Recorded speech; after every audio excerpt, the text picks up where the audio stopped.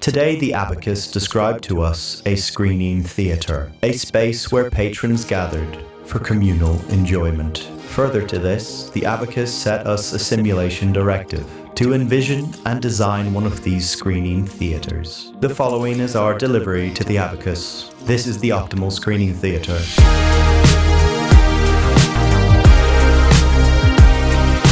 Standard theatre seats were laid out, side by side, row by row, on a stepped incline or flat plane, though neither was a perfect solution. Issues with the flat plane become immediately self-evident when the angle of the screen and the head of the patron in front intersect. Meanwhile, the stepped plane is plagued with inequalities. If seated towards the front or to one side, this may require patrons to contort their neck muscles into unnatural positions for long periods, often causing discomfort and, in some cases, death. This narrows the choice seating into a zone of optimal viewing. Sitting in the zone of optimal viewing, or ZOV, however, is not without its pitfalls. To enter the ZOV, patrons must disturb others. Those already seated become pseudo-border control officers. Some may choose to monitor this passage with envy, their strewn bags, coats and canes acting as purposeful obstacles for which ZOV goers must overcome. And should ZOV goers find themselves in need of the facilities during the projection, well, they must once again navigate this disputed land. Allow me to present the respectful patron. The respectful patron is a useful conceptual device in designing the optimal theatre, acting as a kind of Übermensch. Coined by Friedrich Nietzsche, the Übermensch is an idealized figure who transcends societal norms to live by his own higher values. The respectful patron, too, is an aspirational figure who follows a personal code of perfect conduct. They arrive early, before the projection begins, plan ahead with consideration for others, and will avoid disturbances at all costs. Take, for example, the respectful patron's journey to the facilities during projection. As they shuffle towards the edge, awkwardly blocking others' projection experience, they feel a brief pang of guilt, or perhaps a ripple of anxiety. While in the facilities, they are met with further unease, knowing that they must soon repeat the process. And then finally, upon returning to their seat, they experience a short but distracting cool-down period during which their attention is not properly returned to the projection. The respectful patron might wonder if guilt is merely a theatrical mask we use to repackage our own selfish anxieties. They wonder if we are perhaps pretending to bear a inbuilt noble social conscience, when in fact we might be so selfish that we cannot even admit it to ourselves. Of course, the respectful patron will only experience this once, because following it, they alter their conduct, and thus the respectful patron will always be seated on the edge of the aisle for limitless and disturbance-free movement. They sacrifice their neck muscles for the greater good. The optimal theatre will manage seating placement with greater efficiency. Upon entering the space, the patron of the optimal theatre will be struck by its modest size, at its low ceilings and no visible projection screen. Before them, a stair-free flat plane of seating presents itself, and to one side, the facilities, should that they be required. The keenest patrons will recognize, of course, that this is not the theatre. This is the lounge. A pre- and post-screening meeting space where open discussion and interaction is encouraged. Once pre-screening discussions have concluded and the screening is set to begin, the seated patron may glance down to their armrest, where they will find a button labeled Elevate, and with it, they gently raise themselves on a lift mechanism into the theatre proper, ascending smoothly into perfect alignment with the screen. A laser leveling system ensures that the tallest patron in the row's head does not rise above the head height of the shortest patron in the row. This means that row seat heights are slightly staggered, but eye lines align precisely, preventing any heads from obstructing the view of those seated behind, who are also staggered in similar fashion. Such precise knowledge of patrons' eye lines and head positions mean the incline between the rows can be less steep, allowing for much smaller gaps in the distribution of seating. And if a patron needs the use of the facilities during the screening, they can simply glance again at their armrest, depress the descend button, and find themselves back in the lounge and subsequently the facilities a few moments later. Above the urinals and behind the cubicle doors, small screens are synced with the screening above, so patrons need not rush back in fear of missing a vital moment. Once their business is done, they return to their seat and gently reascend, never disturbing another patron or feeling that familiar cocktail of guilt and anxiety. Consider then the impudent patron. Unburdened by any preemptive consideration for others, means that they do not arrive on time, but on their time.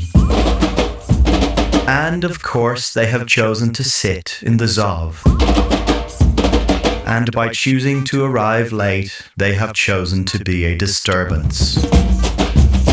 And who do they disturb? Why, it's the respectful patron, of course. Arriving in a rustle of coats and confusion, peering into the dark, squinting at seat numbers, whispering about which row is which. All while the main projection has already begun, and the respectful patron is doing their utmost to engage with it. The respectful patron is punished. The respectful patron booked their seat through a connected portal that shows a seating map, creating the illusion of full choice. But with theatres varying in shape and size, stair placement differs likewise.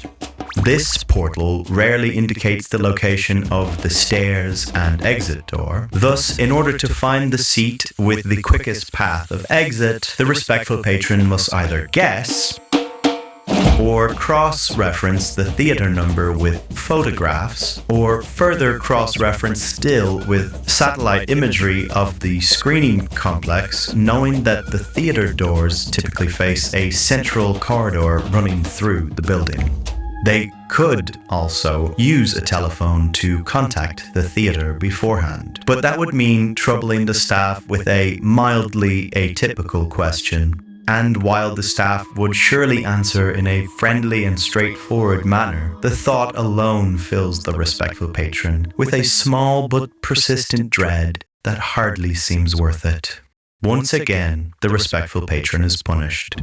On the rare occasion that the impudent patron arrives before the respectful patron, likely through their own ignorant misunderstanding of transport timetables, they inevitably find themselves seated in the respectful patron's assigned seat.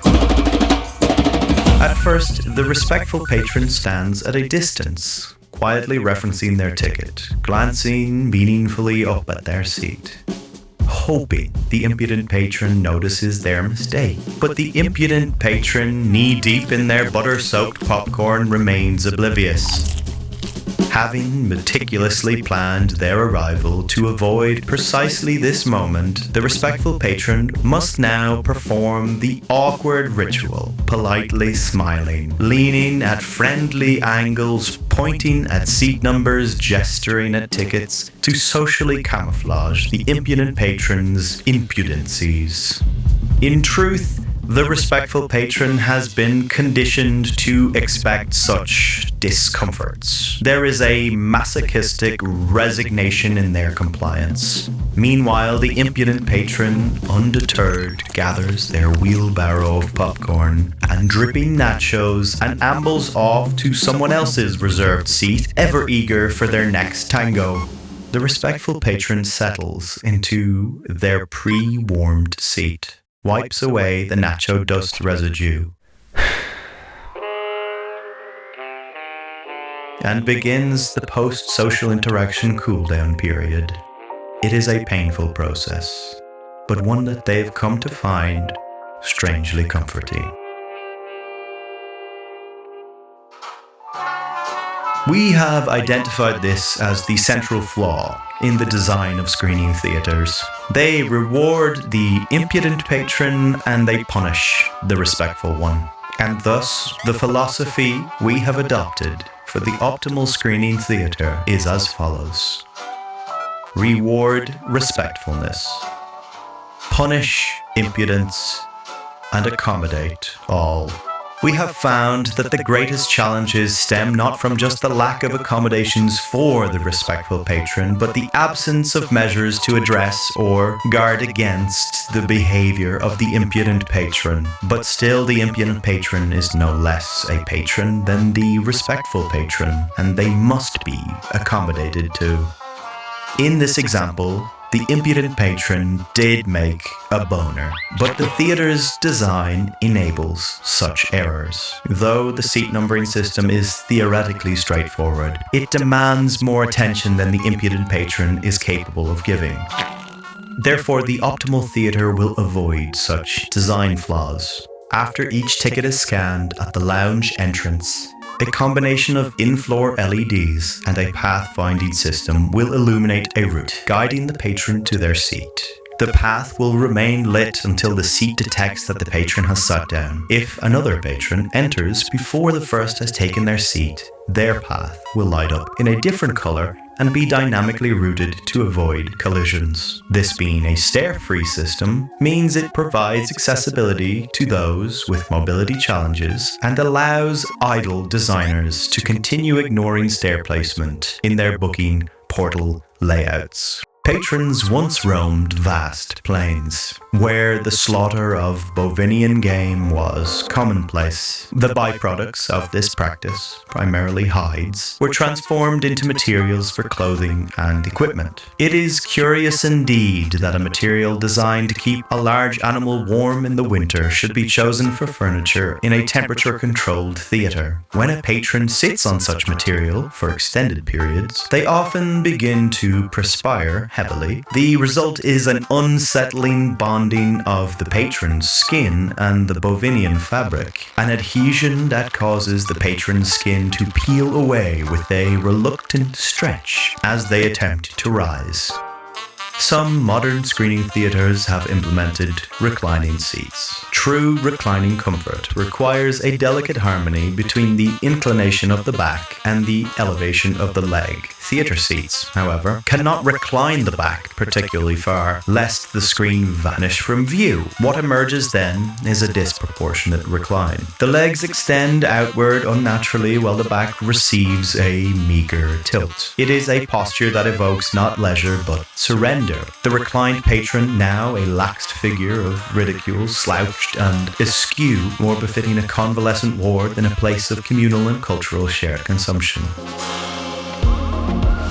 All this to say, the optimal theatre will neither employ fully reclining seats nor bovine fabric. Instead, it will offer a well-cushioned, breathable velvet. The seat shall offer no recline to the legs, but a modest 10-degree recline to the back, just enough to ease the spine, while remaining firmly within the bounds of proportional balance. Gone is the need for cup holders, swivel tables, inbuilt rumble mechanisms. The optimal seat in the optimal theatre achieves comfort through refinement, not by the accumulation of gadgetry. Furthermore, beneath each seat shall reside a generous velvet-lined compartment for the discreet storage of hats, bags, canes, and other personal effects. This ensures they need not be strewn across the floor, or worse still, trespass into the seats of others. The impudent patron has little motivation beyond a half-hearted pre-screening reminder to silence their portable telephone, nor do they possess any strong deterioration against illuminating the dark theatre mid-screening. Following the prevailing philosophy of accommodating all patrons, respectful and otherwise, there shall be no rules about portable telephone use within the screening room. Instead, before entering the auditorium, each patron will be invited to voluntarily place their device in a secure locker in the lounge. Should they decline, or should the seat's inbuilt detector register a retained device, they will neither be chastised nor removed. They will simply be entombed. 2 titanium walls and a one-way soundproof glass barrier will raise gently around them, enclosing them in their own private chamber, from which neither light nor sound can escape. Within this prison, they may use their device freely without disrupting the experience of those seated in the open air around them. However, entombment is not just exclusive to portable telephone users. Any patron detected speaking above 35 decibels, monitored by the seat's embedded microphone, shall be gently entombed for a period of 10 minutes. A second offence will result in their confinement for the remainder of the screening. Should 2 patrons wish to discuss the screening, they may opt to link their enclosures, enabling a two-way conversation between them, while mercifully sparing the rest of the screening theatre from their weary nonsense. Late arrivals, entombment for the full duration. Sitting in the incorrect seat, entombment for the full duration. Excessive coughing, excessive entombment. Grotesque wheezing, sneezing fits, or audible nasal labouring. Buddy, you just been entombed. All children shall be entombed without exception. As for babies, there will be no babies in the theatre.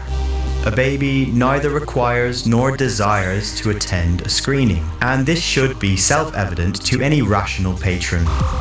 To some, this will not be a punishment but a choice, a gift. The freedom to be in public while behaving as if they are alone. A private sanctum where interaction cannot enter, and nothing of themselves need escape. They are at last where they've always longed to be, unseen, free to be that skinless creature. It is our honor to give them this gift. No food or drinks are served within the screening theatre complex. Should a patron attempt to bring food into the screening theatre, they will be quietly entombed. Patrons may bring 1 bottle of water. Should they bring any other beverage or consume their water in a revolting manner, they too shall be entombed. Of course, the entombment chamber has further uses. When requested, the entombment chamber's front pane can rise and sit just below the main screen in the patron's eye line. On this pane, a short-throw projector beams dim, localized subtitles in the language of the viewer's choice. The side panels remain lowered, the glass only partially extended upwards, leaving the patrons with no impression of entombment. However, should a patron require dubbed audio, they may do so in their entombment chamber. A nearly empty theatre on a rainy Monday afternoon. A handful of lost souls slightly dripping, scattered throughout the cavernous space, collectively experiencing a transformative projection that feels as if it were crafted solely for them. And on the way out, they give each other that knowing, polite smile, suggesting to one another that yes, indeed, I felt it too. However, most of the time, empty theatres are a distinctly unoptimal experience. Many of our simulations led us to envision an optimal theatre equipped with movable walls and screen, a self-resizing room that could vary in size to meet demand. Yet after exhaustive simulations, it has been concluded that the truly optimal approach is not to change the theatre's shape or size, but to manufacture demand through scarcity. As such, the optimal screening theatre will operate only once per day, in the mid-evening, and it will show each projection only once. This imbues each screening with a singular mystique. Each evening, a sole opportunity to witness that particular projection in the most optimal of settings. Each day is as short and exclusive as another, given its placement in the most optimal of neighborhoods, populated by optimal optimal patrons in their mid-20s, adorned with optimal nose rings and optimally brimmed hats, frequenting optimal bohemian coffee shops, serving optimally mediocre coffee in streets lined with stores, selling optimally odorous used clothing at optimally extortionate pricing. Our simulations suggest that this carefully manufactured scarcity will sell out the optimal theatre night after night, and given such demand, the optimal theatre will command premium pricing. However, the optimal theatre's success as a business remains paramount, and such pricing alone would be insufficient to cover the maintenance of elaborate systems and mechanisms. We put a mic in the seat, we got a lifting thing. All of that risks driving both base and upkeep expenses to unsustainable levels. Failure to cover these costs would naturally be suboptimal. Therefore, in accordance with the directive, we propose a parallel but connected business. The underplex. Situated behind the optimal theatre on a less distinguished street, a pair of cheap double doors leads to an underground warren of small concrete classroom-like boxes, each containing the largest commercially available LCD screen bolted to the wall, extra-wide vending machines dispensing overly priced, heavily processed food lining every wall. Every inch of the theatre is crammed with uncomfortable, wobbly folding chairs. The underplex will operate 24 hours a day, playing the same projections on endless repeat. Patrons may come and go as they please, leaving behind whatever slobber and slump they see fit. At week's end, a semi-high-pressure hose, wielded by a portly figure, will spray down the rooms. The runoff trash will flow along troughs into rickety conveyors, feeding into a large incinerator, which provides heat for the underplex viewing spaces in a most uneven manner. Prices will be set accordingly. That is to say, still inexplicably high, but lower than the optimal theatre.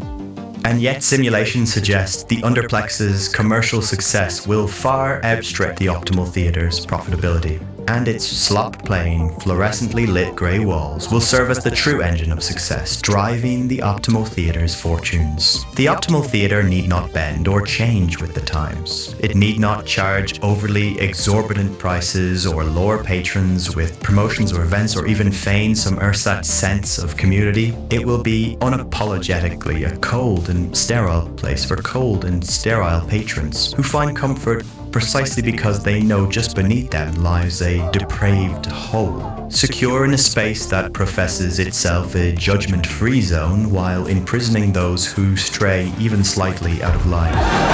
Here all is obscured by self-flattering notions of communal art appreciation. A celebrated individual may attend and depart with holy proclamations.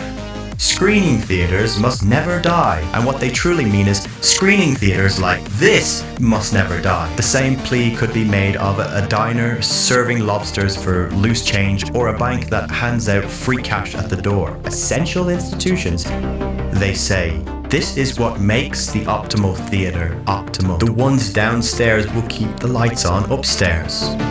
Those who belong will keep belonging.